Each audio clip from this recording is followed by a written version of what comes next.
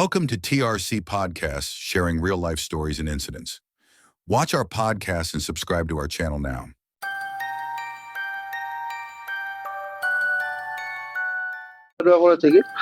আমি বারুইপুরেতে শুটিং করছি, তখন একটা সিরিয়ালেতে আমি চিফ এডি কাজ করছি, শেষ অঙ্ক বলে।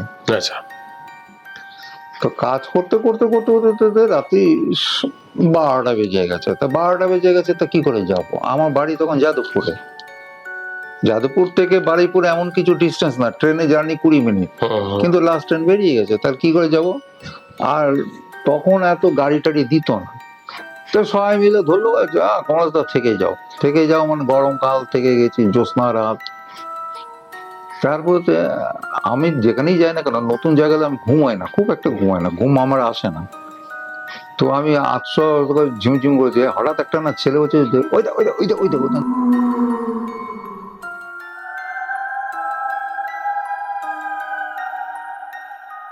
কি রে, ওই দেখো দেখো হচ্ছে। কারণ অনেকে তো বাজে বাজে ব্যাপার থাকতেই পারে। ওদের একটা বারান্দা মতন আছে, ওই বারান্দার মধ্যে একটা টেবিল ছিল, এখন নেই, সে টেবিলটা তুলে দিয়েছে। ওই টেবিলটা প্রায় অ্যাট এ টাইম ধরো 10 জন 20 জন আর 2 জন 22 জন মিলে বসতে পারে। ওই টেবিলটা যেন মনে হয় যেন একটা ইয়ের মতো, কি বলে, প্লে গ্রাউন্ডের মতো একটা মেয়ে যেন নাচছে। এটা সিদ্ধাটা সোজা হয়ে গেল। কি কেসটা বলো? আমি সাধারণত এগুলো থেকে খুব একটা মানে আমার মধ্যে দুর্বলতা নেই যে আমার এরকম ভয় পাবো বা ও হবে তা হবে, এই সমস্ত। কিন্তু একটা ইন্টারেস্টিং, একটা ছেলে করলো কি, হঠাৎ একটা পেয়ারা নিয়ে ছুঁড়ে দিল, সার্ট করে ওই যে যিনি নাচছিলেন, রেলিং তো আরেকটা রেলিং, তারপরে ওপারে। কি বলছো? লাফিয়ে লাফিয়ে পালিয়ে গেল।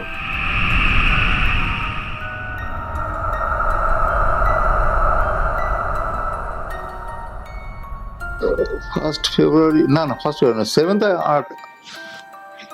আজকে 9, ওই 8-9 তারিখেই গল্পটা। আচ্ছা, আজকে মনে করালেন উনি, বোধ হয় এটাই কারণে।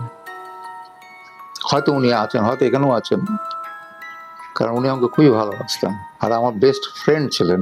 আচ্ছা। তো আমি ন্যাড়া মাথা হওয়ার পরে যে বুড়ি বুড়ি চুল উঠে, সেরকম আমি শুটিং রেডি করছি, মানে আমার যে ছবিটা মানে আমি নিজে বানাচ্ছিলাম, সেই ছবির কাজ রেডি করছি। সেই সময় দেখা গেল যে আমি মানে আমাদের দুই ভাইয়ের একটা, আমরা দুই ভাইয়ের একটা মানে খুব বাজে ব্যাপার ছিল। মাকে যেখান থেকে সেখান থেকে কোলে তুলে নিতাম, মাও কোলে করে আসতাম। তো দেখছি মানে তখন তো এরকম মানে হ্যালোজেন লাইট ফাইট না, এলইডি লাইট না, তখন ওই 40 ওয়াটের ল্যাম্প গুলো পোস্টে জ্বলতো, ওগুলোই জ্বলতো। তা দেখছি যে আমার মা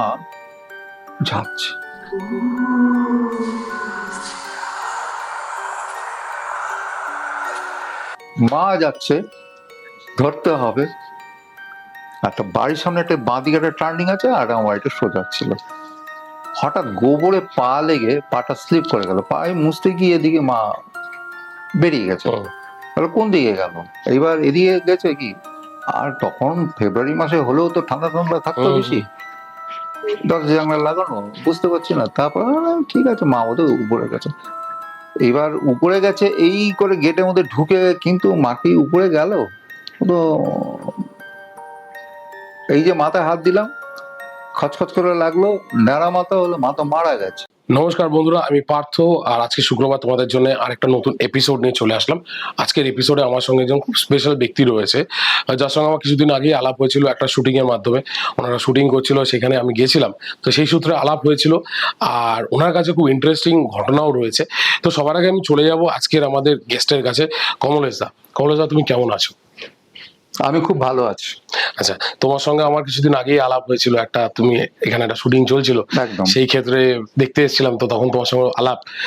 আর তুমি একটু তোমার ব্যাপারে একটু আমাকে বলো যে তুমি ফিল্ম ইন্ডাস্ট্রিতে তুমি কিভাবে আসলে? প্রথম কথা আমি একটু কারেকশন করি, সেটা হচ্ছে যে আমরা কখনো এই জগৎ থেকে না লাইন বলি না, এটা আমাদের সাধনার জায়গা। আমরা এখানে পয়সা নিয়ে কাজ করলেও আমরা একটা সাধনা, এখানেতে সাধনার মধ্যেই থাকে। একটা ছবি করতে গেলেও সাধনা লাগে ভীষণ ভাবে। আর মূলত আমি সহকারী পরিচালকেরই কাজ করি, তবে সুযোগ সুবিধা পেলে পরে ছবিও বানিয়েছি। যেমন আমার প্রথম ছবি শুরু করেছিলাম মানে 91 সালে, আচ্ছা। সেটা শেষ করলাম 93 সালে, মানে শুটিংটা শেষ করলাম 93 সালে। এটা সেলুলাইটে, নট ডিজিটাল, নট ভিডিও। আর এরপরেতে আমি মানে বহু রকম চেষ্টা করে ফাইন্যান্স পাইনি। আমাদের ইন্ডাস্ট্রিতে একটা নিয়ম আছে, কিছু করে দেখাও তারপরে আমরা আছি তোমার জন্য, ঠিক। তাও হয় না। তো আমি সেই জায়গা থেকে দাঁড়িয়ে যখন চেষ্টা চরিত্র করছি, সেই সময়তে কেউ এলেন আমার সঙ্গে সহযোগিতা করতে, তাও সেটা 2005-এ। অনেকটাই। অনেকটাই। তার মধ্যে আমার গড়িয়ে গেছে কিছু সিরিয়াল, কিছু টেলিফিল্ম, তারপরেতে কিছু অ্যাডভার্টাইজমেন্ট যে ছবিগুলো, মানে অ্যাড ফিল্ম যেগুলো বানাই আমরা, সেইগুলো বানিয়েছি, গানের অ্যালবাম বানিয়েছি। আবার পাশাপাশি যখন কাজ ছিল না, তখন আবার সহকারী পরিচালক হিসেবে কাজ করেছি। আমাকে একটা বলো যে তখনকার যুগে, তুমি যে 90s এর যুগের কথা বলছো, 90s এর যুগে আর আজকের যুগের মধ্যে তোমার কতটা ডিফারেন্ট লাগছে, মানে কতটা ইমপ্রুভ করেছে? মানে অনেক তফাৎ, অনেক তফাৎ। তখন আমরা ওই ভাঙা ক্যামেরা নিয়ে আমরা কাজ করতাম, এখন ভাঙা ক্যামেরা পাই না। তখন সেলুলয়েডে শুটিং করতাম, এনজি মানে পুরোটাই এনজি, মানে প্রডিউসারের সবকিছুই এনজি হয়ে গেল, মানে ফিল্মটা পুড়ে গেল, ওটা ব্যাক করছে না। ঠিক। কিন্তু আজকের দুনিয়াতে আমি যদি মনে করি যে ছবিটা শর্টটা আমার এনজি হয়েছে, ইচ্ছা করে রাখতেও পারি, আবার ডিলিট করে দিতে পারি। কারণ এটা ডিজিটাল হয়ে গেছে, ডিজিটাল হয়ে গেছে, এখন কোনো সমস্যা নেই। এখন বরং ছবি করাটা মানে আমার মনে হয় তখনকার থেকে এখন ছবি করাটা খুব সোজা, যদি পকেটে পয়সা থাকে। তখনও কি পয়সার একটা তো ব্যাপার ছিল? পয়সা ক্রাইসিস তো ছবি করার সময়, সে তো জবের থেকে সিনেমা তৈরি হচ্ছে তবে থেকেই ক্রাইসিস আছে। না, 90s এ তুমি যেমন বললে একটা সিনেমা করতে আমাদের 2 বছর 3 বছরও লেগে গেছে, এরকম। হ্যাঁ, 3 বছর, আরো বেশি লেগেছে, বেশি লেগে গেছে, 15 বছরই তো লাগবে। সেই ক্ষেত্রে আজকের যুগে যখন তুমি দাঁড়িয়ে আছো, সিনেমা কিন্তু 15 দিন, 20 দিন, 30 দিনের মাথায় কিন্তু একটা বড় পর্দার সিনেমা কিন্তু রেডি হয়ে যাচ্ছে।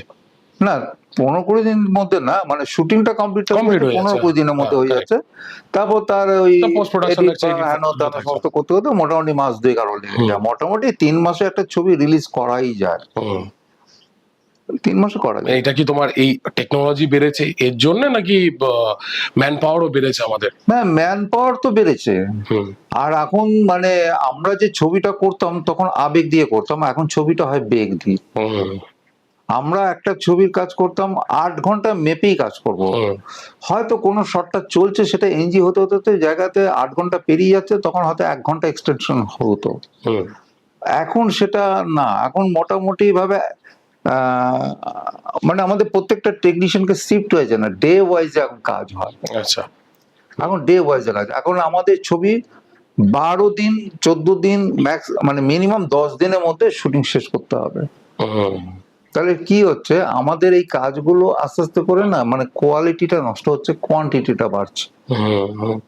কোয়ালিটিটা নষ্ট হচ্ছে। এখন আজকে সাপোজ মানে আমি নিজে উৎপলেন্দু চক্রবর্তী সঙ্গে কাজ করেছি 10টা বছর, তো আমি ভদ্রলোকের ছবির মানে শুরু থেকে, মানে স্ক্রিপ্টের প্রথম পাতা থেকে স্ক্রিন পর্যন্ত যাওয়া সবটাই আমাদের কাছে নখদর্পণে থাকতো। আর এখন যেটা হয়, মানে স্ক্রিপ্ট রেডি করে দিল একজন, ডিরেক্টর আসলো আরেকজন, স্টোরি আরেকজনের। এটা কেন হয় আমি জানি না। আমি নিজেও, আমি যখন ছবির কাজ করি, আমি নিজের স্ক্রিপ্টটাকে তৈরি করি। আমার রিসেন্ট একটা ছবি কমপ্লিট করলাম, সেটাও প্রায় 3-4 বছর ধরে, করোনা মার্কেটের জন্য দেরি হয়ে গেল। 19 থেকে শুরু করলাম, 23-এ গিয়ে শেষ করলাম। যেহেতু করোনা প্যান্ডামিক পিরিয়ডে কাজ হয়নি, বন্ধ হয়ে গেছে, তাহলেও আমি কাজটাকে শেষ করেছি। করার পরেতে আমি 2024 থেকে মানে এটাকে রিলিজ করবার জায়গায় যাবার আগে আমি রিলিজ করতে পারছি না, কেননা আমি একটুখানি ওই ফ্রেমের বাইরে কাজ করতে ভালোবাসি। যেমন ধর মানে তথাকথিত খুব বড় বড় স্টার পাওয়ার চেনা মুখ নিয়ে কাজ করতে হবে, আমি করি না। করি, আমার প্রথম ছবিতে করেছিলাম, অনেককে নিয়ে কাজ করেছিলাম, আবার 60%ই নতুন ছিল। এই ছবিটাতে পুরোটাই 100% নিয়ে আমি ছেলে মেয়েকে নিয়ে কাজ করেছি। আচ্ছা, যারা উঠে এসছে নাটক থেকে, বা ওই মানে পুলিশ ফাইল যারা অভিনয় করতো তাদের থেকে তুলে নিয়েছি, অথবা একদম মানে গ্রাউন্ড লেভেল, মানে মাটির লেভেলে যারা রয়েছে তাদেরকেও তুলে নিয়েছি। আমি আবার অভিনয় করার সময় দেখেছি আমাকে খুলতে হচ্ছে স্কুলটাই, যেটাকে ওয়ার্কশপ বলা হয়। ওয়ার্কশপটা না, আমি ওয়ার্কশপ এক জিনিস, শুটিং ফ্লোরে স্কুল খুলতে হয়েছে। আচ্ছা, কারণ তারা নতুন বলে। কিন্তু আমি কোথাও বকা দিয়েছি, অধৈর্যকে বকা দিয়েছি, কিন্তু তারাও স্বতঃস্ফূর্ত হয়ে কাজ করেছে। ছবিটা মোটামুটি ভাবে কিছু ফেস্টিভ্যাল ঘুরে 12টা জায়গা থেকে কিছু অ্যাওয়ার্ড পেয়েছে। আবার গত বছরও এক ভদ্রলোক আমাকে দিয়ে একটা কাজ করেছিলেন, ছোট শর্ট ফিল্ম এক শূন্যতা, সেটাও 3খানা অ্যাওয়ার্ড পেয়েছিল। আচ্ছা, এখন একটা চিন্তা ভাবনা আছে, এটাকে হিন্দিতে করব। আচ্ছা, এখন তো অনেক ওটিটি প্ল্যাটফর্ম এসে গেছে, তো তোমরা ওটিটিতে ট্রাই করেছো কখনো? ওটিটিতে ট্রাই করেছিলাম, কিন্তু দেখছি যে মানে আমি বিগিনিং আওয়ার্স সাথে কয়েকজন মানে সঙ্গে যোগাযোগ হয়েছিল, আমার ঠিক মনোপুত হয়নি ওদের শর্ত গুলো। আমার মনে হয়েছে যে কোথাও যেন আমি ফ্রড হতে পারি। আচ্ছা আচ্ছা, আমার খুব ভয় লাগে, কারণ জিনিসটা আমি বানিয়েছি, বানানোর পরে যদি গিয়ে দেখা যায় এটা ফ্রড হয়ে গেল। কারণ আমার প্রথম ছবিটাও কিন্তু যে পার্টনার প্রডিউসার এসেছিল আমাকে ফ্রড করে দিয়েছে, 18.5 লক্ষ টাকা আমার গায়ে আমাকে দেয়নি, ছবির নাম টাম পাল্টে রিলিজ করে দিয়েছে। দুঃখ পেয়েছিলাম, কেসও করেছিলাম, যেখানে কেস করেছিলাম সেখানেই গিয়ে আমি 3 বছর ধরে লড়েছিলাম, কিছু হয়নি, আরো 4 লাখ টাকা নষ্ট করেছি। দুর্মূল্যের বাজারেতে টাকা নষ্ট করাটা খুব অন্যায় করেছি, টাকা ফেরত পাওয়ার জন্য। পাইনি তো টাকা, বরং উল্টে আমি দেখেছি যেখান থেকে শুরু করেছিলাম কেসটা সেখানেই এসে দাঁড়িয়ে রয়েছে। তো তবে এখন অনেক ওটিটি প্ল্যাটফর্ম এসেছে যেগুলো মানে ভরসা করা যায়, নাম করা। না, আমি একটু চিন্তা ভাবনা রেখেছি, এই হিন্দি ছবিটা করলে পরে এটাকে একটা কোনো ওটিটি প্ল্যাটফর্মে রিলিজ করে দেবো, বেটার হয়, মানে ওদের ন্যাশনাল লেভেলে তোমার ছবিটা পৌঁছাতে পারে। আর এটা খুব ভালো ডিসিশন এটা হিন্দিতে করা, তাহলে কি তুমি একটা মাস অডিয়েন্স তুমি পাচ্ছ। হ্যাঁ, রাইট। আমিও একটা টাইমে আমিও ওরকম ফিল্ম লাইনের সঙ্গে জড়িত ছিলাম, নট লাইন, জগৎ, ঠিক আছে। মানে আমার আশা এই জগতে অন্যভাবে মিউজিক ডিরেক্টর হিসাবে, বাহ, আর তারপরে হয়ে গেলাম ডিরেক্টর। বাহ, শর্ট ফিল্ম আমার পিছনে দেখো অ্যাওয়ার্ড গুলো রয়েছে সাজানোই, তো এগুলো সব পাওয়া মুম্বাই ফিল্ম ফেস্টিভ্যাল থেকে, বিভিন্ন জায়গা থেকে। কিন্তু যে তুমি একটা কথা বললে যে প্রডিউসার, এই প্রডিউসার পাওয়া আর বিশ্বস্ত প্রডিউসার পাওয়ার মধ্যে অনেক পার্থক্য। তবে আমি যখন সিরিয়াল গুলো করেছিলাম আমার কিছু ভালো বন্ধু বান্ধব এসেছিল। ওই যে বলে না যে যখন তোমার সময় ভালো হবে দেখো ভালো ভালো বন্ধু বান্ধব আসবে 100 বার, আর যখন সময় খারাপ হবে দেখো কুকুরও তোমাকে মুতে দিয়ে চলে যাচ্ছে। একদম। আর আমিও এই যখন এই সিনেমা বানাই, এত ভালো ভালো বন্ধু বানিয়েছি তারা আজকে সিরিয়ালে টপ জায়গায় রয়েছে, তাদের ডেইলি সিরিয়ালস গুলো হচ্ছে, দেখো ভাল লাগছে ওদেরকে। কিন্তু আমি চলে আসলাম একটা অন্য জগতে, কারণ কি আমি চাইছিলাম না আমি লড়াইটা করি, মানে এই প্রডিউসার পাওয়া যাচ্ছে না, বা নিজের কোনো একটা গল্পটাকে মোল্ড করা, প্রডিউসারের অর্থ প্রডিউসার বলবে এটাকে মোল্ড করে দাও, এটা আমার পছন্দ, তাহলে আর এই ডিরেক্টরশিপটা, তার যে ভিশনটা, সেটাই তো নষ্ট হয়ে গেল। এখন আমার মনে হয়, মানে এটা ইন্ডাস্ট্রি কে কি মনে করবে আমি জানি না, কিন্তু আমার এটা ব্যক্তিগত চিন্তা ভাবনা, ডিরেক্টররা যদি স্বাধীনভাবে যদি কাজ না করতে পারে না, মানে ওই আত্মতুষ্টির জন্য না, আমি কাজটা করছি কাজটাকে ভালোবেসে কাজটার জন্য করছি, আমি ছোট্ট একটু আমি একটা এক্সাম্পল করি। আমি এই যে ছবিটা করলাম সর্বর্ণের ছবিটার নাম, এতে আমার 2 ছেলে মানে টুইন, চমচ, মানে আইডেন্টিক্যাল টুইন, মানে দুজনকে একই রকম দেখে। আচ্ছা, মজার বিষয় এটা। তা আমি আমার মিসেস বললো যে তুমি তো নতুন ছেলে নিয়ে কাজ করবে, ওরাও অভিনয় জগতের সঙ্গে যুক্ত। আচ্ছা, তো তুমি যখন নতুন ছেলেকে একটা সুযোগ দিচ্ছ, তা তুমি তোমার ছেলেকে কেন দিচ্ছ না? তো আমি বলেছিলাম যে ইন্ডাস্ট্রিতে আমি কাজ করছি অনেকগুলো বছর হয়ে গেল, এখন আমি যদি ছেলেকে নিয়ে যদি কাজ করতে যাই তাহলে রাজ কাপুরের ব্যাপার এসে যাবে, নেপোটিজম। বলে তা হোক, তোমার ছেলেটা যদি একটা কিছু ইয়ে হয় তো ঠিক আছে, তা আমি নিলাম। তো এই যে ছবিটার সবথেকে এখনকার দিনে ছেলে মেয়েদের সবথেকে বেশি সমস্যাটা কোথায় হয়ে যায়, তারা না গল্পটাকে ঠিকভাবে বিশ্লেষণ করে পড়ে না, বিশ্লেষণ করে পড়ে না। একটা ডিরেক্টরও তাই, যে স্ক্রিপ্টটা যখন তাকে দিয়ে দেওয়া হলো সেও কিন্তু বিশ্লেষণ করে পড়ে না, গেল শটটা নিলে চলে এলো। এই প্রডিউসার এই জায়গাতে দেখছে যে আমার এই গল্প নিয়ে আমি কাজ করব, এই প্রডিউসার এই ডিরেক্টর এই আর্টিস্ট, বাস চলো তুমি ছাপিয়ে দাও, তারপরটা আমি বুঝে নিচ্ছি। এখন এই প্রডিউসারের চ্যাপ্টারটা এরকম এসেছে। এখন প্রত্যেকটা জায়গায় সময়ের অভাব, কামাবার জায়গা, এই কামাবার জায়গা চিন্তাটা তো আমরা তো কোনোদিনই করিনি, বলবো না করেছি। আপনাদের সঙ্গে যদি এরকম কোনো প্যারানর্মাল ইনসিডেন্ট ঘটে থাকে বা ভৌতিক ঘটনা ঘটে থাকে, নিচে দেওয়ার নাম্বারে আমাদের সঙ্গে যোগাযোগ করে আমাদের স্টুডিওতে কিন্তু এসে আপনি আপনার ঘটনা কিন্তু আমাদের ভিউয়ার্সদের সঙ্গে বলতে পারবেন। এছাড়াও বলে রাখি, যারা আপনারা অকাল্ট প্র্যাকটিসেস করছেন বা অকাল্ট ফিল্ডে রয়েছেন, যেরকম tarot card reading, PLR, spiritual guides, healing করছেন, angel healing, any kind of occult therapy করছেন, তো তারাও আমাদের পডকাস্টে এসে আপনাদের যে কেস স্টাডিজ গুলো আছে সেগুলো আমাদের সঙ্গে শেয়ার করতে পারেন, আমাদের ভিউয়ার্সদের সঙ্গে শেয়ার করতে পারেন। নিচে দেওয়া নাম্বারে যোগাযোগ করে নেবেন, আমাদের কেউ না কেউ আপনার সঙ্গে পুরো জিনিসটা জেনে আপনাকে আমাদের স্টুডিওতে নিয়ে আসবে। কিন্তু এইভাবে করে কামাবার চিন্তা করিনি, যে একটা কাজ করতে যাবো একজন অ্যাসিস্ট্যান্ট হিসেবে। আমি উৎপন্নদের সঙ্গে কাজ করছি, তখন আমি ওনার সঙ্গে থার্ড অ্যাসিস্ট্যান্টে কাজ করছি। ক্লাব দি আর কন্টিনিউটি সিট লিখি, তাতে কি হয় আগের শটটা যেটা গেল তার হাত পা কোথায় আছে, মানে এখন তো ডিজিটালি সব ধরা যায়, কিন্তু তখন ওই সিস্টেম ছিল না। কারণ স্ন্যাপটা তুলে আস্তে আস্তে 4 বছর মিস হচ্ছে কি 2-3 দিন দেরি লাগবে, পরের দিন শুটিং এ তাহলে আমি কি মেলাবো, যার জন্য লিখে রাখতাম কোথায় তিল ছিল, কোথায় আঁচিল ছিল, হ্যাঁ কি রঙে ফিতে পড়েছিল, সবটাই আমাদেরকে নোট। এবং কেউ শাড়িগুলো, blouse, dhoti, panjabi, pant, shirt প্রত্যেকটাতে ট্যাগ নম্বর দিতে হতো, মানে সিন নম্বর দিয়ে ট্যাগ করে দিতে হতো। এখনকার দিনে এত নেই তো, ডিজিটালি হয়ে গেছে, তুমি তো ছবি করে নিলে গল্প রেখে দিল, সুবিধা হয়েছে, অনেক সুবিধা হয়েছে, কিন্তু সেই জায়গা প্রাণটা কোথায়? ওই বিজ্ঞান দিয়েছে বেগ, কেড়ে নিচে আবেগ। আমি একবার এটিএন ওয়ার্ল্ড বলে একটা চ্যানেল ছিল, ওর যে সিইও ছিল মানে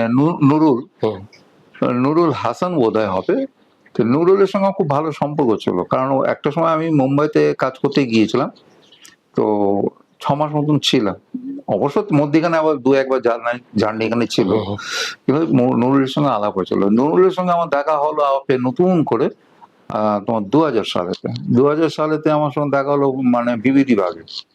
ও আমাকে বলছে যে তুমি এখানে কি করছো? আমি বললাম তুমি এখানে কি করছো? বলে আমার তো এখানে অফিস আছে এটিএন ওয়ার্ল্ড, চলো। গেলাম, বড় কার্পেট বিছানো, যা বলছে यार कमलेश एक काम करो। बोले क्या? तुम हमारे लिए एक टेलीफिल्म बनाओ। प्रोड्यूसर कौन है? बोले हम होगा, हमारा चैनल होगा। তখন ওই এটিএন ওয়ার্ল্ড প্রথম PD 150 ক্যামেরা, PD 150 ক্যামেরা প্রথম ওরাই কিন্তু আমদানি করে। আচ্ছা, ঠিক আছে, এবার PD 150 ক্যামেরা, ভালো কথা, এই PD 150 ক্যামেরা নিয়ে শুটিং হবে বনের বাড়ি বজবজেতে। ওই ছবির ওটার নাম ছিল অন্নদা দিদি, শরৎচন্দ্র। বলেছে খুব বড়িয়া রাইটার কা হোনা চাইয়ে। তো অন্নদা দিদি গল্পটাকে শোনালো, মা ইয়ে ওর মধ্যে ওই মানে গঙ্গার পাড়টা থাকবে, ভিজুয়ালাইজেশন ভালো হবে, এটা ভেবে ও করতে গেল, আমি ভালো ওটা করে দিলাম।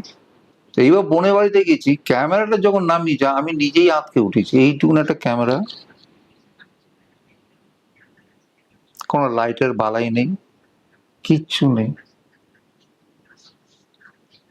অনেক লোক শুটিং দেখছে বলে বিয়ে বাড়ি ক্যামেরা দিয়ে শুটিং করছে।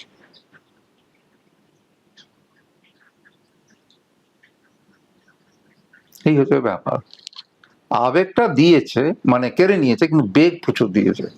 ওই PD 150 ক্যামেরাতে আমি মোমবাতিতেও শুটিং করেছি, ভালো লেগেছে। পরবর্তী পর্যায়ে PD 150 আমি অনেক কাজ করেছি। অনেকেই পিডি ক্যামেরা যখন এসেছিল অনেকেই কাজ করেছে পিডিতে, এখনো করে, এখনো অনেক পুরনো যারা যুগের রয়েছে। আমি কিছুদিন আগে 150 ক্যামেরাটা আমার এই দমদমেতে আমার একটা হাউস আছে, আচ্ছা। ছিল, মানে ছেলেটা মারা গেছে।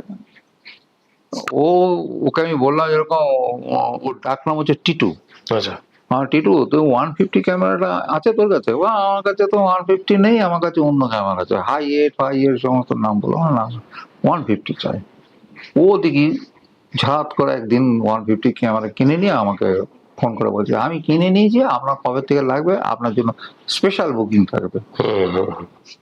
এবং কেউ একটা না 3-4টে ক্যামেরা কিনেছে। খুব মানে এমনি ছেলেটা খুব ভালো ছিল, আমার খুব হেল্পফুল ছিল, মানে আমার সঙ্গে কাজ করতে হতো। আমি তো 150 দিয়ে সিরিয়ালেরও তো শুটিং করেছি। এবার আমি তোমাকে একটা জিনিস, যেহেতু আমার চ্যানেলটা একটু হরর বেসড চ্যানেল, এবার তুমি তো অনেক শুটিং করেছো, অনেক জায়গায় গিয়ে শুটিং করেছো, বিভিন্ন লোকেশনে যেতে হয় তোমাদের শুটিং করতে। তো কখনো এরকম প্যারানর্মাল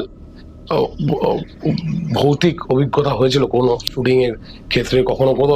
কোনো তুমি হয়তো ভৌতিক সিনেমা শুটিং করছো বা সিরিয়ালের শুটিং করছো? ভৌতিক সিনেমার আমি কাজ করিনি, কিন্তু ভৌতিক পরিবেশ পেয়েছিলাম। একটু যদি বলো আমাদেরকে কেমন। সেটা হচ্ছে আমাদের অনেক সময় না ওই কিছু পুরনো রাজবাড়িতে গিয়ে শুটিং করতাম। আচ্ছা, আমি কাছে পিঠে একটা রাজবাড়ি বলছি, সেটা হচ্ছে গিয়ে বারুইপুরের রাজবাড়ি। আচ্ছা। বারুইপুরের রাজবাড়িটা অদ্ভুত ব্যাপার, মানে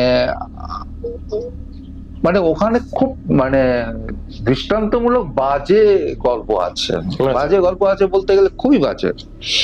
ওখানকার সব মানে গুম ঘরে নিয়ে কিল করে দিত। আর আগে গঙ্গা ছিল, আমি শুনেছি আর কি, যে গঙ্গাটা ছিল মানে কি ওই বারুইপুর টারিপুর দিয়ে কানেক্টেড ছিল। এখন সেটা তো মজে গিয়ে পুকুর মতন হয়ে গেছে। তখন ওটা মানে কানেক্টেড ছিল, মানে গঙ্গা ছিল, জোয়ার আসতো। তো এই ঘটনাটা বারুইপুরের রাজবাড়িতে না, আমি মানে 2-3 বার আমার জীবনে একটা ঘটনা আছে। একটা মজাদার ব্যাপার আছে কি, আমি বারুইপুরেতে শুটিং করছি, তখন একটা সিরিয়ালেতে আমি চিফ এডি কাজ করছি, শেষ অঙ্ক বলে। আচ্ছা। তো কাজ করতে রাত্রি 12টা বেজে গেছে। তা 12টা বেজে গেছে, তা কি করে যাব? আমার বাড়ি তখন যাদবপুরে। যাদবপুর থেকে বারুইপুর এমন কিছু ডিস্টেন্স না, ট্রেনে জার্নি 20 মিনিট, কিন্তু লাস্ট ট্রেন বেরিয়ে গেছে, তার কি করে যাব? আর তখন এত গাড়ি টাড়ি দিত না, তো সবাই মিলে ধরলো গণেশদা থেকে যাও, মানে গরমকাল, থেকে গেছি, জ্যোৎস্না রাত। তারপরে আমি যেখানেই যাই না কেন, নতুন জায়গায় আমি ঘুমাই না, খুব একটা ঘুমাই না, ঘুম আমার আসে না। তো আমি 800 ঝিমঝিম করেছি, হঠাৎ একটা না ছেলে হচ্ছে, ওই দেখো কি রে, ওই দেখো হচ্ছে। কারণ অনেকে তো বাজে ব্যাপার থাকতেই পারে।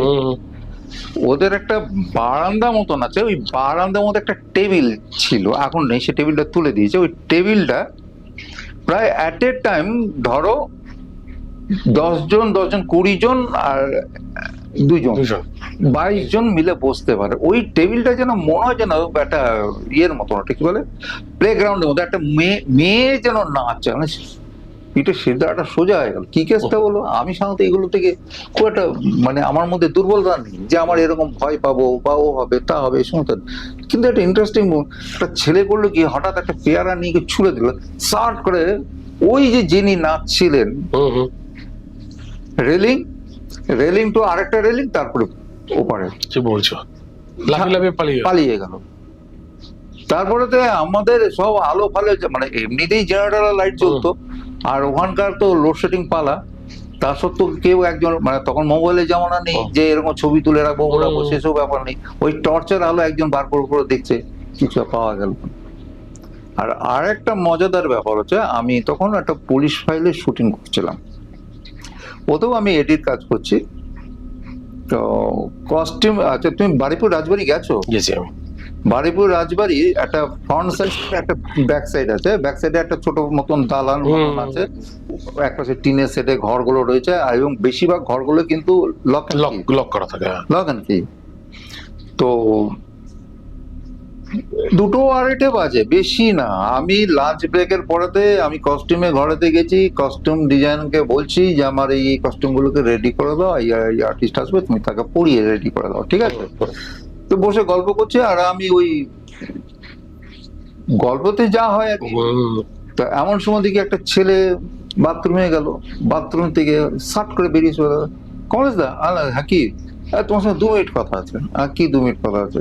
গেলাম। ওর, তুমি দাঁড়াও, ও ওখানে পেচ্ছাপ করছে আর উল্টো পাল্টা গল্প করছে। আমার রাগ লাগে, তুই কি উল্টো পাল্টা করছিস, তোর কি প্রয়োজনটা আমাকে বলে? বলছি তো দাঁড়াও না, পেচ্ছাপটা করে নিয়ে বলছি। তো পেচ্ছাপ টেচ্ছাপ হয়ে গেল, এবার বাইরে এসে বলে কি হয়েছে জানো তো? বলে আমি পেচ্ছাপ করতেই এসেছিলাম, আমার কে যেন কাঁধ দুটো ধরে রেখেছিল, আমার পেচ্ছাপ বন্ধ হয়ে গেছিল। হট করে আমার যেন মনে হচ্ছে নিঃশ্বাস প্রশ্বাস পড়ছে। হ্যাঁ ভাই, তাহলে হ্যাঁ এটাই ঘটনা। এইটা একটা, মানে আরেকটা যেটা হচ্ছে গিয়ে, আমি একদিন সন্ধ্যেবেলা টিফিন খাচ্ছি, তা আমার অভ্যেস হচ্ছে, আমার খুব না মাঝে মাঝে একটা অভ্যেস আছে, চায়ের কাপ নিয়ে হাঁটা, টিফিন খেতে খেতে হাঁটা, শুটিং ফ্লোরের মধ্যে। তা হাঁটছি, আমার মনে হচ্ছে কে যেন আমার সঙ্গে হাঁটছে। ফিরছি যখন, তখন ওটা কিন্তু স্টপ, একদম পুরো ফাঁকা জায়গা, সান্নাটা। আমার একটা সময় মনে হলো যে আমার বোধহয় কিছু সামথিং প্রবলেম হচ্ছে। আমার লোমটা যেন হট করে যেন খাড়া হয়ে গেল।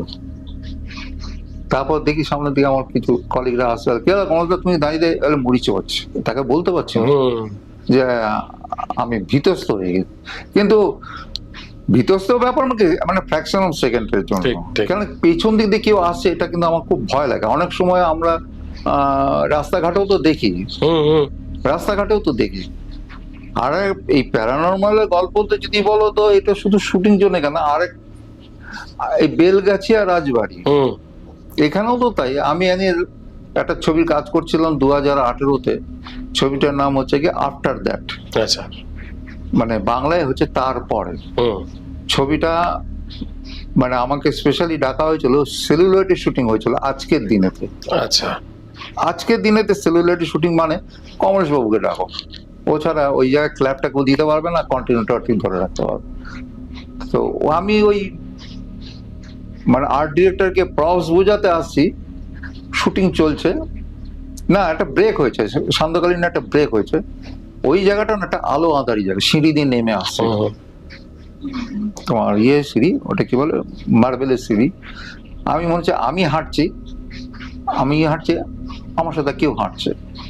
আমি বলছি আয়, কেন দূরে রয়েছিস, পাশাপাশি হাঁট, চল হাত ধরে হাঁট। কিন্তু কে হাঁটবে পাশাপাশি? কিন্তু আমার মনে হলো যে পাশ দিয়ে যখন চলে যাচ্ছে, একটা গরম কিছু বেরিয়ে চলে যাবে। এই তো কয়েকদিন আগে তো গেলাম কাজ করতে, যেদিনকা তুমি আমাকে ফোন করেছিলে, সেদিনকা আমি ওখানেই বসে আছি, ঠিক ওই সিঁড়িটার কাছে বসে বসে আমাদের কাজ হচ্ছে, আমি ওখানে প্রপস রেডি করছি। হয় এরকম। আর একটা প্যারানরমালের মজাদার বিষয় হচ্ছে কি, আমার নিজের জীবনের গল্প। সেটা হচ্ছে আমার মা 91-এ মারা যায়। 91-এ মারা যায়, যিনি মারা গেলেন 21শে জানুয়ারি রাত্রি 10:40 না 20 মারা গেলেন। তো আমি ভাগনাকে নিয়ে পাশে ঘোরাতে মানে বসেছিলাম। আমি তখন সবে নতুন মানে বিয়ে থাকা করেছি। তো শীতকাল, তো কি যেন আমার ঘরের দরজাটাকে খুলে বেরিয়ে এলো। আমি ভাবলাম আমার স্ত্রী। এইবার না, আমার স্ত্রী নয়। এবার আমার স্ত্রী যখন ঘুরে উঠে আসছে, বলে কি শোবে তো? বলে হ্যাঁ শোবো তো। তুমি একটু আগে গিয়েছিলে ঘরে? বলে কই না তো।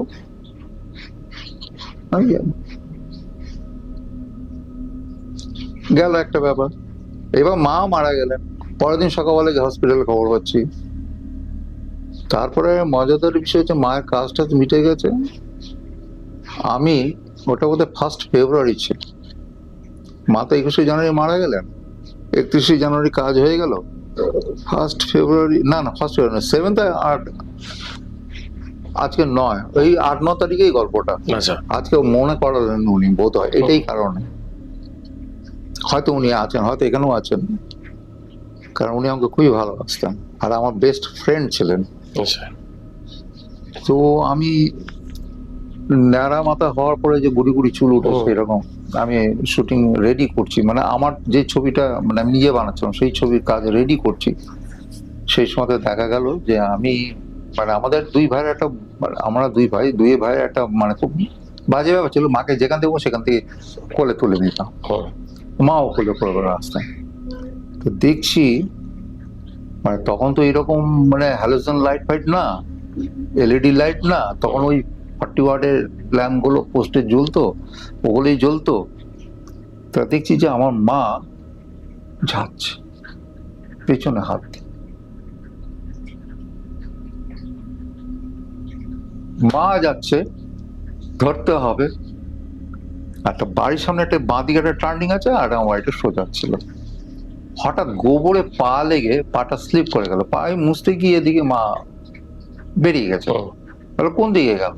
এইবার এদিকে গেছে কি, আর তখন ফেব্রুয়ারি মাসে হলেও তো ঠান্ডা ঠান্ডা থাকতো বেশি, দরজা জানলা লাগানো, বুঝতে পারছি না। তারপর ঠিক আছে, মা ওদের উপরে গেছে। এবার উপরে গেছে এই করে গেটের মধ্যে ঢুকে, কিন্তু মা কি উপরে গেল? তো এই যে মাথায় হাত দিলাম, খচখচ করে লাগলো, ন্যাড়া মাথা হলো, মা তো মারা গেছে। এটা একটা আর একটা ঘটনা আমার বউ শুনেছিল। রাতের বেলা আমি কাছে বাথরুমে যাচ্ছি, আমার বউও গেছে, হঠাৎ যেমন বলছে বাপি, আমার নিক নেম বাপি, বলে বাপি একটু জল খানা। আমার বউ ত্রিং করে ঘরে ঢুকে গেল ভয়েস শুনে। এরকম ঘটনা আমার জীবনে অনেকই আছে। আমি এখনো পর্যন্ত রাত্রিবেলা বাড়ি ফিরছি, মানে আমি যাদবপুরে বাড়িতে ফিরছি, কাজ সেরে রাত্রি তখন 2:30-3টে বাজে। ওখানেতে না মানে দুই দম্পতি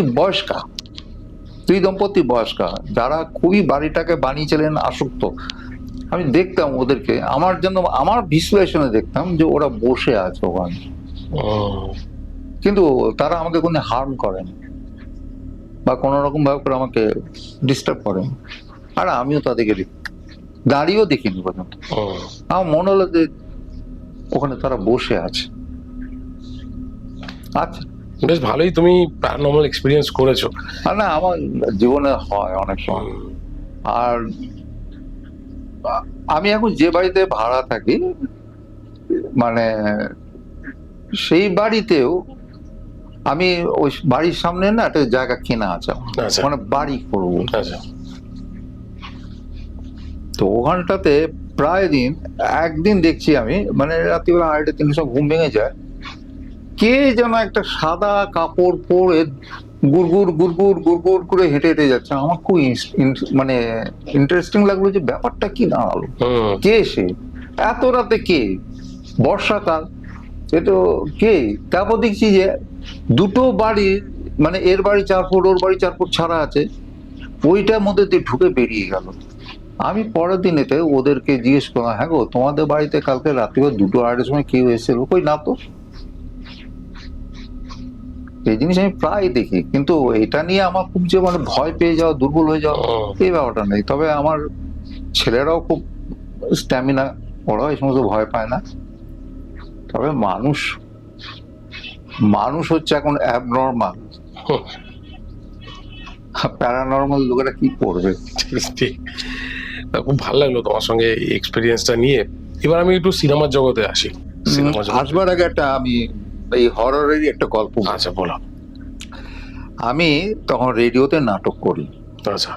বিবিধ ভারতীতে ছিল, বিবিধ ভারতী বিজ্ঞাপন দাতার অনুষ্ঠান।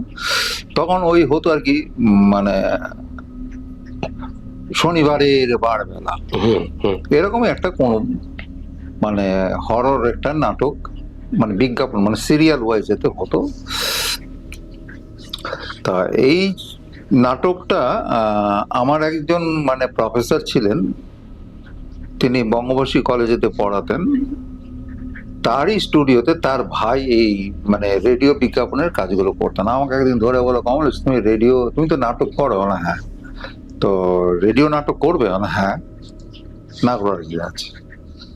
তো তোমার অভিজ্ঞতা আছে? বলো অভিজ্ঞতা ব্যাপার না, আমরা জানি ফর্মুলাটা। মঞ্চের এ মাথা আমি দাঁড়িয়ে, মাইকের এ মাথা আমি দাঁড়িয়ে, ও মাথা আমার নায়িকা দাঁড়িয়ে, এই তো, অথচ প্রেম করবো। ঠিক আছে। তা হরর গল্পের আমি হচ্ছে কি সেই মানে ভৌতিক ক্যারেক্টারটাই আমি করেছিলাম। যে পর্ণা যে মেয়েটি, সে মানে হচ্ছে কি একজন আর্টিস্টের মেয়ে। আচ্ছা। আর্টিস্টের মেয়ে। তো পর্ণা মানে পর্ণার বাবা আর্টিস্ট হলেও পর্ণাকে আবার আরেকজন কেউ ভালোবাসতো, আর এই আর্টিস্টের কাছে আরেকটি ছেলে, সে কিন্তু ছবি আঁকতো এবং পর্ণাকে ভালোবাসতো, পর্ণাও তাকে ভালোবাসতো। তো তাকে মেরে দেয়, এবং পর্ণা তখন ছিল না, সেই সময়তে ওখানে ছিল না, সেই পর্ণা ছিল না। পর্ণা এসছে বাড়িতে, সে স্টুডিওতে ঢুকছে, বাবা ঢুকছে, অতুল কোথায় গেল? অতুল মিন্স আমি, অতুল কোথায় গেল? তো এবার সে পর্ণা বসে আছে ওই ইজেলটার কাছে, ছবিটাকে নিয়ে সে অতুলের ছবি আঁকছে। এমন সময় মানে কাল্পনিক ভাবে তুমি দেখো, অতুল এসে দাঁড়াচ্ছে এবং তাকে এমব্রেস করছে। অতুল, ছাড়ো। কি করে ছাড়ি তোমাকে? ছাড়তে তো পারছি না। এখানে অনেক সংলাপ ছিল, ভুলে গেছি।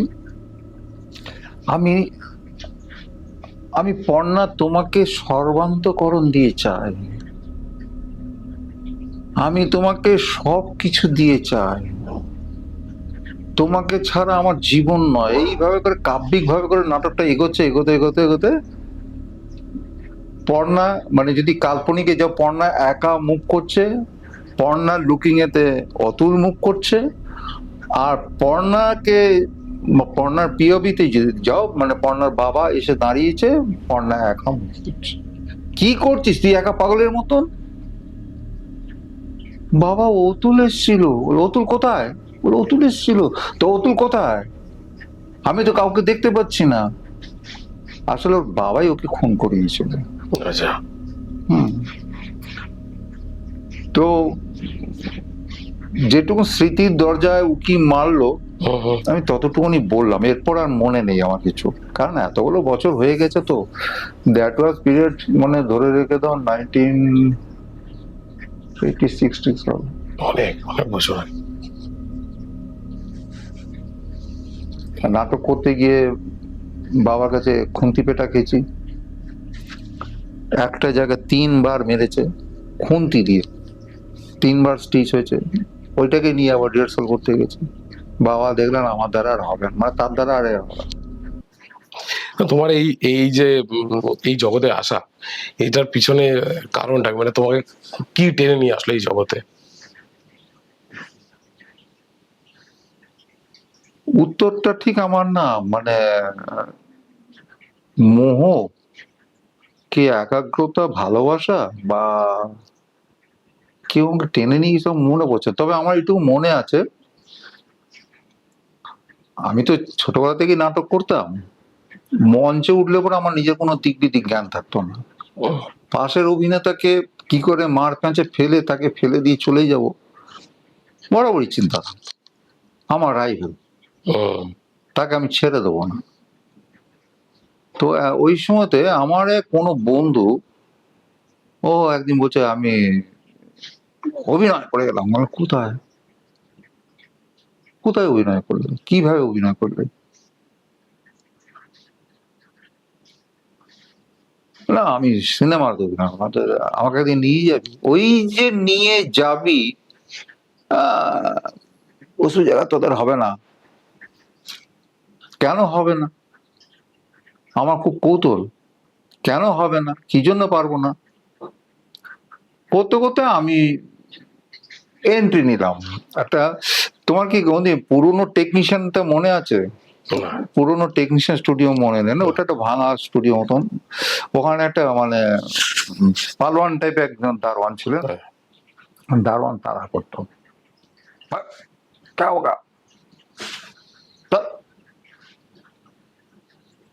দারোয়ানকে দেখে আমরা পিছিয়ে আসতাম, আবার দারোয়ানকে একটা টাকা দিলে জলদি জানা, জলদি আনা, এটাও ছিল। তো ওই সময় গিয়ে এখন কিছু ছবির কাজ চলছে, ভিড় ভাড়েতে আমাকে দাঁড়া দাঁড়া দাঁড়া এখানে দাঁড়া, দাঁড়িয়ে গেলাম, দেখি হাতে 10টা টাকা গুঁজে দিল। আচ্ছা, 10 টাকা পেয়ে গেলাম ভিড়ে দাঁড়িয়ে। নাটক করলে তো পয়সা পাই না, উল্টে ডিরেক্টরের গালাগালি খান। এইটার নেশা চাপলো, 10 টাকা পাওয়া যায়। পরবর্তী পর্যায়ে আমার এই ইন্ডাস্ট্রিতে এডি হওয়ার মূলে কিন্তু আরেকজনের একটা বিরাট অবদান আছে। আচ্ছা, আরেকজন না, দুজনেরই অবদান আছে। তো সেই সময়তে পডকাস্টের মাঝখানে একটা বিরতি নিলাম বন্ধুরা। সবাইকে জানাই যে আমাদের টিআরসি পডকাস্ট চ্যানেল এখন অ্যাস্ট্রো ক্রিস্টালের সঙ্গে কোলাবোরেশন করেছে। এটা আমারই একটা ব্র্যান্ড। অনেক অনেক মানুষ আমার সঙ্গে পার্সোনালি যোগাযোগ করেছিলেন যে আপনাদের সঙ্গে অনেক নেগেটিভ জিনিস ঘটছে, বা অনেকে ক্যারিয়ার বিল্ড করতে পারছে না, অনেকের রিলেশনশিপে প্রবলেম চলছে, অনেকে আবার টাকা বা মানি অ্যাট্রাক্ট করতে পারছে না। তো আপনাদের সবার জন্য অ্যাস্ট্রো ক্রিস্টালস নিয়ে এসছে 100+ ক্রিস্টাল ব্রেসলেট, যার মধ্যে কিছুটা আমি দেখাচ্ছি।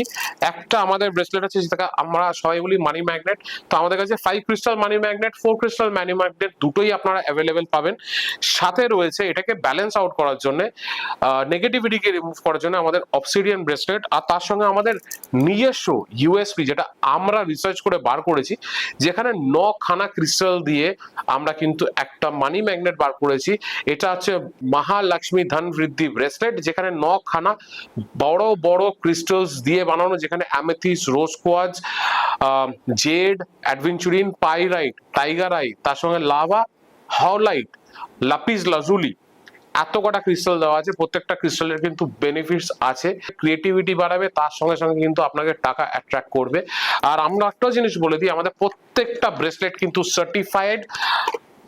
এটা হচ্ছে সার্টিফাইড ব্রেসলেট, যেখানে আমাদের কিন্তু সার্টিফিকেট পিছনে রাখা আছে, যেখানে কিউআর স্ক্যান করে আপনি সার্টিফিকেশনটাকে আপনারা চেক করতে পারবেন। এলস আপনারা এগুলোকে নিয়ে গিয়েও ডাইরেক্টলি ল্যাবে গিয়ে টেস্ট করতে পারবেন, 100% রিয়েল ক্রিস্টাল দিয়ে বানানো। এছাড়াও বলে দিই, আমাদের এখানে কিন্তু পাইরাইট পিরামিড, মহালক্ষ্মী যন্ত্র pyramid, all kinds of crystals available আপনাদের জন্য। তার সাথে সাথে কিন্তু যেটা আমরা আপনাদের জন্য করেছি সেটা হচ্ছে কিছু হিলিং স্প্রে, যেগুলো আপনাদের এই ক্রিস্টালটা পড়ার আগে যদি স্প্রে করেন, তাহলে কিন্তু এই ক্রিস্টালস গুলো এনার্জিগুলো 2x বেশি কাজ করবে। আমরা 5টা হিলিং স্প্রে নিয়ে এসেছি, যেই 5টার মধ্যে একটা হচ্ছে আমাদের ব্ল্যাক ম্যাজিক রিমুভার, একটা হচ্ছে আপনার অরা বুস্ট করার জন্য, একটা মানি অ্যাট্রাক্ট করার জন্য, একটা লাভ অ্যাট্রাক্ট করার জন্য, আর একটা রয়েছে নেগেটিভিটি রিমুভ করার জন্য। আমাদের স্টোরের অ্যাড্রেস দেওয়া আছে নিচে, 88 রাষ্ট্রগুরু এভিনিউ, ক্লাইভ হাউস, নাগের বাজার, কলকাতা 28। নিচে দেওয়া ফোন নাম্বারও যোগাযোগ করতে পারেন। ডাইরেক্ট স্টোরে এসে আপনারা কিন্তু দেখে, হাতে দেখে যাচাই করে জিনিসটা নিতে পারেন। আমাদের প্রত্যেকটা জিনিস অ্যাস্ট্রোলজার দিয়ে রিসার্চ করে বানানো। আর একটা জিনিস বলে দিই, আমরা এখানে কিন্তু ইন্সপায়ার্ড পারফিউমসও বানাই। তো যাদের যাদের ইন্সপিরেশন বিভিন্ন বিভিন্ন ব্র্যান্ডসের পারফিউম ইউজ করা, তো তারা কিন্তু এখানে এসে আপনারা অর্ডার দিয়ে বানাতে পারবেন। আপনার চোখের সামনে কিন্তু আমরা পারফিউম বানিয়ে দেবো, একদম লো কস্ট। আমাদের কাজ হচ্ছে আপনাদেরকে একদম লো কস্টে জেনুইন জিনিস দেওয়া, যাতে আপনারা এগুলো ইউজ করে এটার বেনিফিট নিতে পারেন। চলুন, দেখা হচ্ছে আবার একটা পডকাস্টে। মানে কাজলদা বলে এক ভদ্রলোক ছিলেন, তিনি এত মদ খেতেন যে মানে লোকে বলতো যে সকালবেলা মুখ দুটো মদ, আর রাতের বেলা ঘুমোতে যেত লাস্ট জলটা আমরা খাই না সবার আগে, ওটাও মদ খেয়ে শুতো। তো ওই উনি এসে মানে টেকনিশিয়ান স্টুডিওর উল্টো দিকে একটা ছোট্ট রেস্টুরেন্ট ছিল, রেস্টুরেন্টে আবার ইন্ডাস্ট্রির টুকিটাকি জিনিসও পাওয়া যেত, আর ওখানে একটা রেস্টুরেন্ট ছিল, মানে যে যা খেতে চায়। তা ওখানে বসে আছে, একজন ম্যানেজার আমাকে 10টা টাকা দেবে বলে 7 দিন ধরে ঘোরাচ্ছে।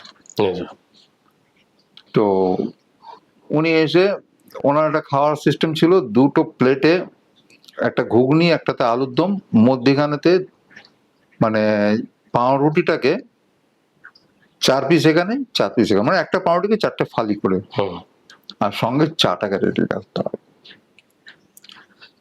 শিল্পী আর থাকি, এত স্যাড স্যাড পোজ দিয়ে আছো, কেসটা কি? কোথাও দাগা, কোথাও দাগা? ওই তো আপনি খান তো। আরে আমি তো খাবো বলেই এসছি।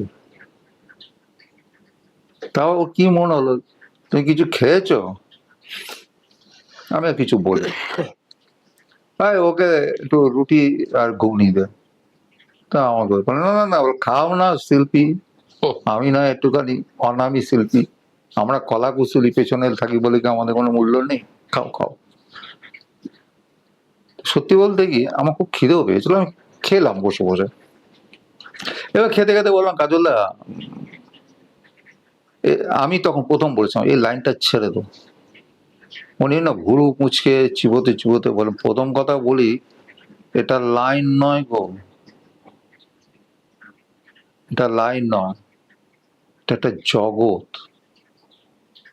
এখানেতে আলো আঁধারির খেলা হয়। আলোর মধ্যে থাকলে আলোকিত, আঁধারে গেলে তুমি হারিয়ে গেলে, তোমার উপর নির্ভর করবে। যাই হোক, তুমি চলে যেতে চাইছো, তোমাকে আটকাবার তো আমার কোনো কারণ নেই, কারণ আমি তোমাকে ডেকে নিই। তবে আমার খুব জানতে ইচ্ছা করছে, এখানে যে এসছিলে, এই জগতে এসছিলে, কেউ তোমার মাথার দিব্যি দিয়েছিল? ওরা না তো। তাহলে চলে যাচ্ছ কেন? চলে যাচ্ছ কেন? চলে যাচ্ছি মানে কেউ কি পেছনে লাথি করেছে, কিক মেরেছে, পদাঘাত করেছে, পশ্চাৎ কেউ? মানে না না, আমার ভালো লাগছে না এখানে। বলে এখানে ওখানে না, তুমি যেখানে যাবে, তুমি যদি নিজেকে শক্ত পায়ে দাঁড়িয়ে না লড়তে পারো, তাহলে তোমার কোথাও স্থান নেই। সেই চাকরি করতে যাও আর পড়তে যাও, যা খুশি করতে যাও।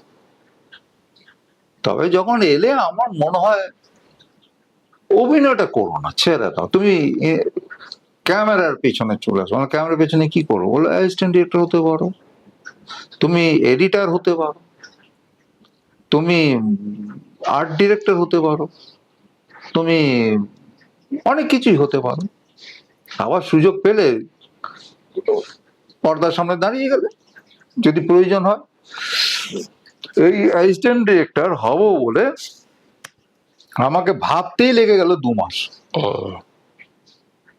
ভাবতেই লেগে গেল 2 মাস।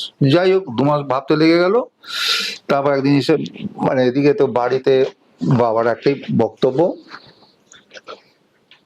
নিজের পায়ে দাঁড়াও। তো এবার নিজের পায়ে যে দাঁড়াবো, নিজের পায়ে দাঁড়াতে গিয়ে আমার মনে হলো যে আমি কোথায় দাঁড়াবো। ওই বাবার খুব ইচ্ছা ছিল যে রেলে, বাবা যেহেতু রেলে চাকরি করতেন, আমিও রেলে চাকরি করব, কিন্তু আমি করতাম না। আমি চলে এলাম, এসে কাজলদাকে বললাম, কাজলদা এরকম ব্যাপার, ওরা দরখাস্ত লেখো। আমি জিজ্ঞেস করলাম, বাংলায় লিখবো না ইংরেজিতে লিখবো? এটা তো আমার জানা নেই। আচ্ছা, তুমি দুটোতেই লিখে নিয়ে আসো, যেটা নেয় নেবে, সঙ্গে ছবি এনো। ও না, এই দরখাস্তই এনো, আর কিচ্ছু না। আর তুমি যা যা পাস করেছো আর ফেল করেছো, বলে ফেল করাগুলো দিতে হবে? বলে হ্যাঁ, ফেল করাগুলো দিতে হবে। মানে তুমি কতটা ফেল করে, কিভাবে ফেল করেছো সেটাও তো জানার দরকার আছে না? এখানে তো ফেলের মাল হচ্ছে আধারে, আর জেতার মাল হচ্ছে আলোকে। ওটা মজা করেই বললো। তা আমি আমার যা সার্টিফিকেট ছিল সেটাকে দিয়ে দিলাম। এবার গিয়ে এখন, তখন সেক্রেটারি ছিল মুরারি চক্রবর্তী। মুরারি দা, ওটা কিন্তু 87 সালের গল্প করছি আমি, 86-87 সালে। মুরারি দা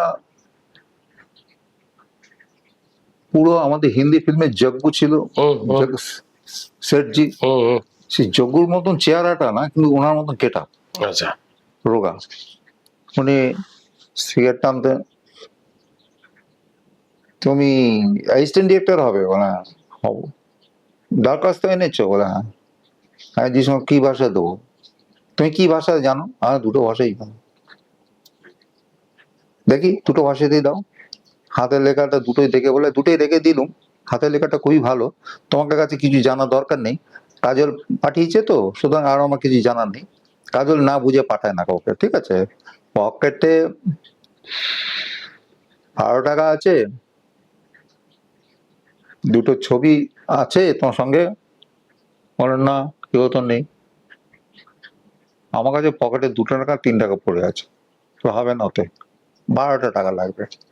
12 টাকা আর 3 টাকা, 15 টাকা লাগবে। কিসের জন্য 12 টাকা, কিসের জন্য 3 টাকা? না, 12 টাকা চাঁদা 12 মাসে, 1 টাকা করে চাঁদা 12 মাসে, আর 3 টাকা হচ্ছে ওই আইডেন্টি কার্ড। আর ছবি দুটো লাগবে, একটা ওদের খাতায় সাঁটা থাকবে, একটা এদিকে সাঁটা থাকবে। এইবার মাকে বলে কয়ে আমি 15 টাকা, 15 টাকা মানে দ্যাট ওয়াজ টাইম ভেরি, মানে ট্রাভেল ছিল ওটা আমাদের এটা কাছে। এটা কোন সালে? আর 86-87 15 টাকা মানে আজকের ডেটে প্রায় 1,500 টাকার উপরে। হ্যাঁ, আজকের ডেটে 1,500 টাকার উপরে। 1,500 টাকা আমার জানা নেই, আরো বেশি হতে পারে আর বেশি। তো যাই হোক, সেই টাকা আমি মার কাছ থেকে বলে কয়ে মানে বাবাকে বলে টোলে অ্যারেঞ্জ করা হলো। গিয়ে আমি দিলাম, দেওয়ার পর আমার কার্ড দিল।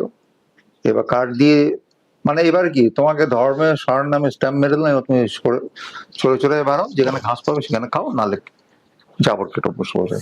তো কোথায় কাজ, কোথায় কাজ, কোথায় কাজ, কোথায় কাজ, এই করতে করতে করতে মানে ফাঁকাই আমি 2 বছর ঘুরে গেল, ফাঁকাই 2 বছর ঘুরে গেল, কিছু হচ্ছে না। তারপরে তো আমি বাড়িতেই বসে থাকি, ওই বিকেলবেলা করে যাই, সন্ধ্যাবেলা চলে আসি।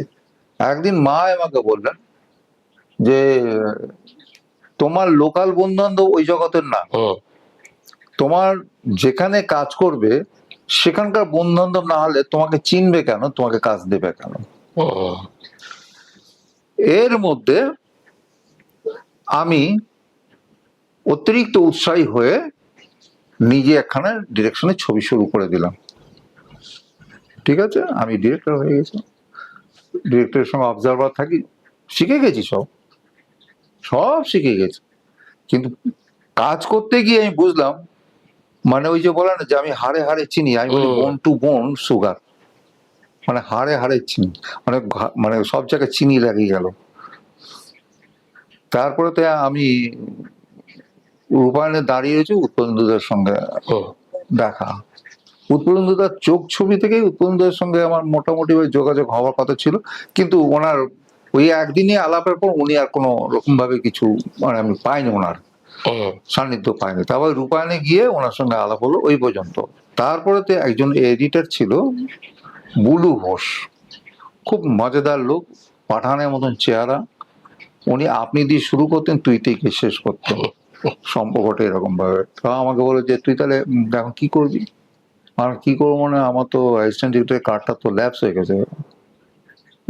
মুরারি চক্রবর্তীকে জিজ্ঞেস করা, বলেছে কোথায় গিয়ে কার্ড এখন তোমার আছে, খুঁজে দেখতে হবে, আবার খাতাপত্র পরে এসো, পরে এসো, পরে এসো, পরে এসো করে গল্প করে দিলে এমন ভাবে করে, আমি আর ওখানে ঢুকতে পারলাম না। তারপরে আমাকে ওই উৎপলেন্দুদাই, মানে সিটিডাব্লিউ, তখন দুটো ইউনিয়ন ছিল, দুটো। তো ওই সিটিডাব্লিউতে অজিত বাবুকে বলছে যে, ফোন করে বলে যে অজিত বাবু, আমি উৎপলেন্দু চক্রবর্তী বলছি। হ্যাঁ বলুন দাদা। বলছে আমি না কমলেশকে নিয়ে কাজ করতে চাইছি, আপনি কি ওকে কাজ করার অনুমতি দেবেন? মানে আপনি কি গিল্ডের কার্ড ওকে পাঠিয়ে দিন। আমি চলে গেলাম, আমাকে কার্ড দিয়ে দিল। আমার কোথাও কিন্তু বাধা হয়নি। আমি বললাম না যে আমি এডি হয়েও এডি থেকে বিচ্যুত হলাম।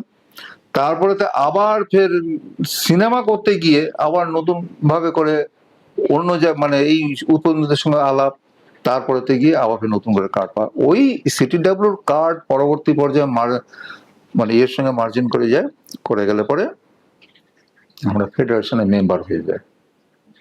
তো এই তো কালকে তো আমাদের ভোট ছিল, এই যে ভোট ছিল। হ্যাঁ, তো ভালো লাগে সেই পুরোনো দিনে আমাদের বন্ধুদের, ওই একটা দিনই তো দেখা সাক্ষাৎ হয়, আমি ওই দিনটা যাই, শত কাজ থাকলেও আমি যাই। মানে ওখানে খাওয়া দাওয়ার ব্যবস্থা সবই থাকে, কিন্তু কি খেলাম সেটা বড় না, আমি কাদের সঙ্গে গিয়ে কথা বলতে পারলাম। আমার এদেরকে মনে হয় আমার নিজের আত্মজ, বা আমার কলিগ মনে হয়, আমার মনে হয় যেন এরা যেন আমার সঙ্গে রক্তের সম্পর্ক আছে, আমি খুব ভালো লাগে। আর আজকে ইন্ডাস্ট্রিতে আমি যখন কাজ করি, আমি কোথাও গিয়ে কাজ খুঁজি না ভাই পার্থ, আমার এরাই আমাকে ডেকে নেয়, দাদা তুমি আমাদের সঙ্গে কাজ করবে। একটা বন্ডিং হয়ে গেলে পরে এই লাইনটা হয়ে যায়, ভালো লাগাটা।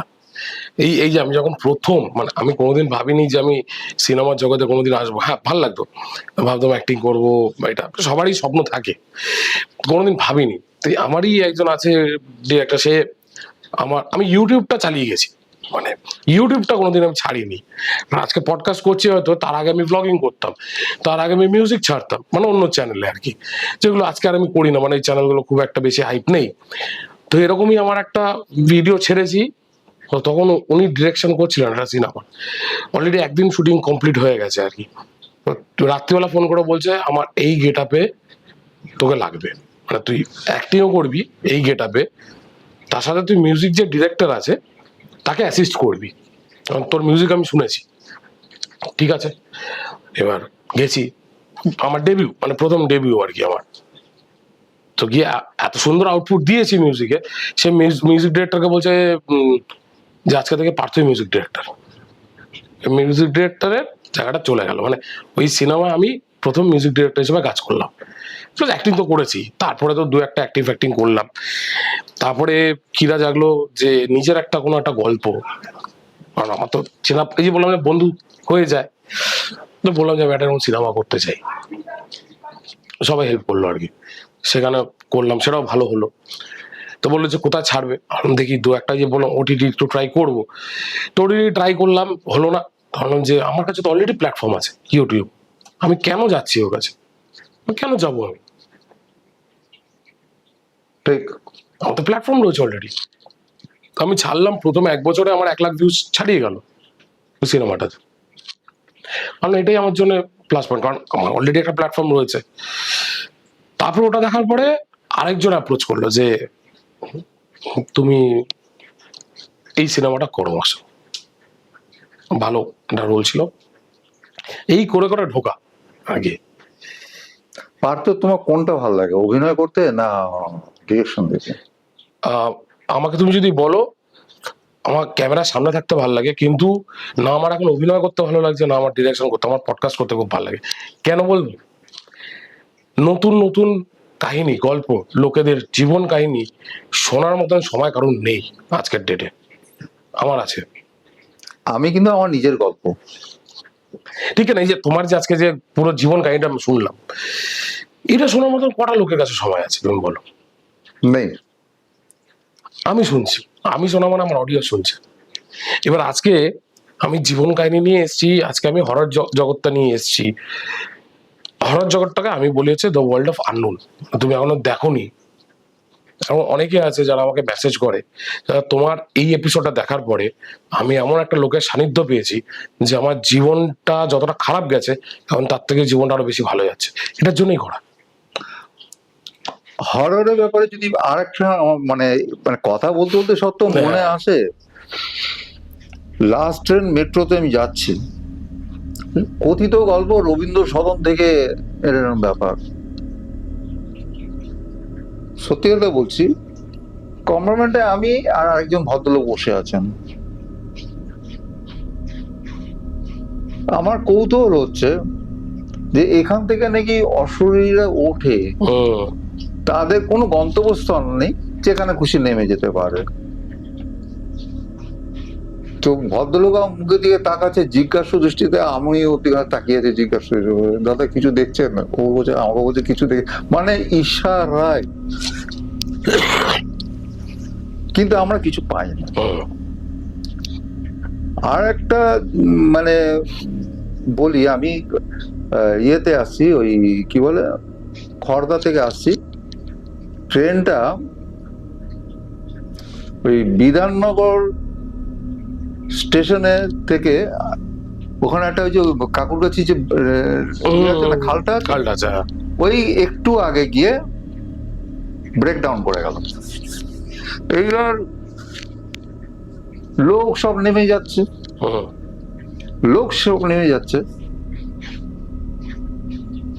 ইভেন একটা বয়স্ক ভদ্রলোক, তার প্রায় নিয়ার অ্যাবাউট 75 কি 80 হবে, সে ওদিকে টুক করে নেমে গেল।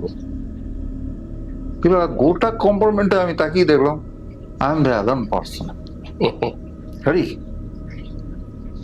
তো আমি কিন্তু ওই যে একটা বলো না, প্যারানর্মাল থেকেও বেশি আমি মানুষের অ্যাবনর্মালকে ভয় পাই।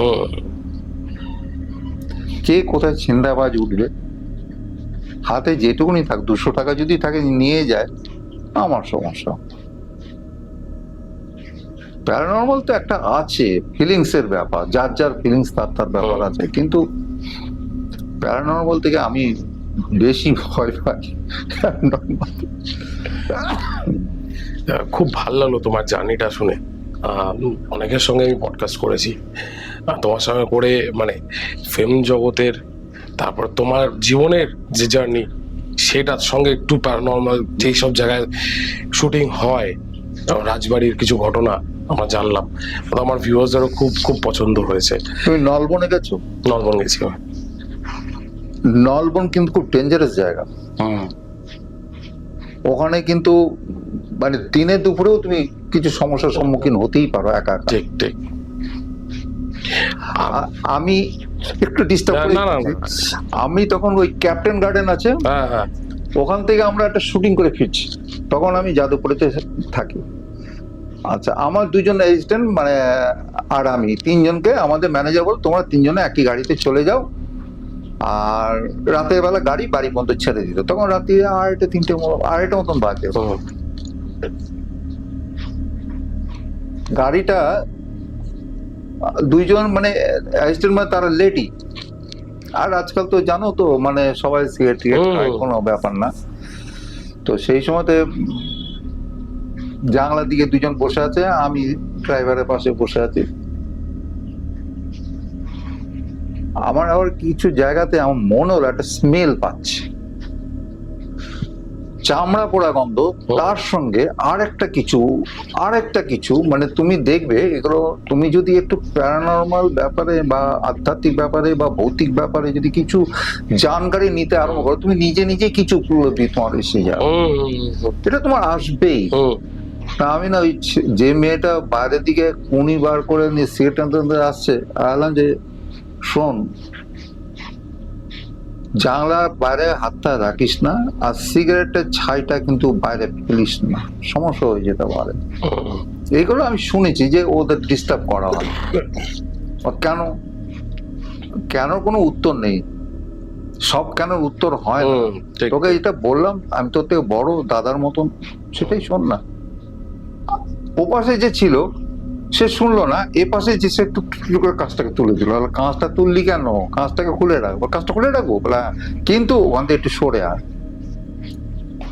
তো এইবার ওই যে মেয়েটা ওখানে বসেছিল বলছে, কমলেশ দা, মানে ব্যথিত বা কিছু একটা কষ্ট দেবো না, আমার কাঁধ ধরে আছে কেউ, আর ভালো হয়েছে,